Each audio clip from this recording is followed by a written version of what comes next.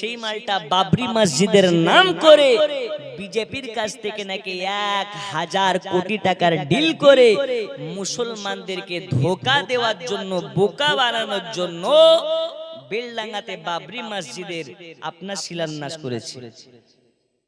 প্রথম থেকেই হচ্ছে হনুমানের মতন এই ডাল থেকে ও ডাল, ও ডাল থেকে এই ডাল লাফিয়ে বেড়ায়। কোন সময় কংগ্রেস তো কোন সময় সিপিআইএম, কোন সময় সিপিআইএম তো কোন সময় বিজেপি। 2021-এ বিজেপি থেকে লড়েছিল, সেই মালটা বাবরি মসজিদের নাম করে বিজেপির কাছ থেকে নাকি 1000 কোটি টাকার ডিল করে মুসলমানদেরকে ধোঁকা দেওয়ার জন্য, বোকা বানানোর জন্য বেলডাঙ্গাতে বাবরি মসজিদের আপনার শিলান্যাস করেছে। এই নিউজ দেখছেন না, দেখছেন না?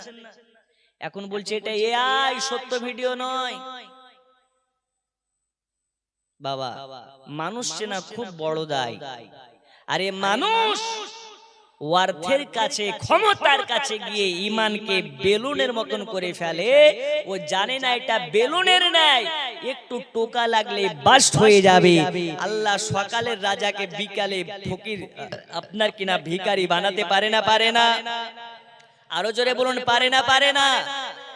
বড় বড় ক্ষমতাধর ব্যক্তি এসেছে, আবার তাদের ক্ষমতা বিলীন করে দিয়েছে। তাই হুমায়ুন কবিরের মতন নেতাকে এটা মাথায় রাখা উচিত, এক পা কবরে চলে গেছে, এক পা বাইরে আছে।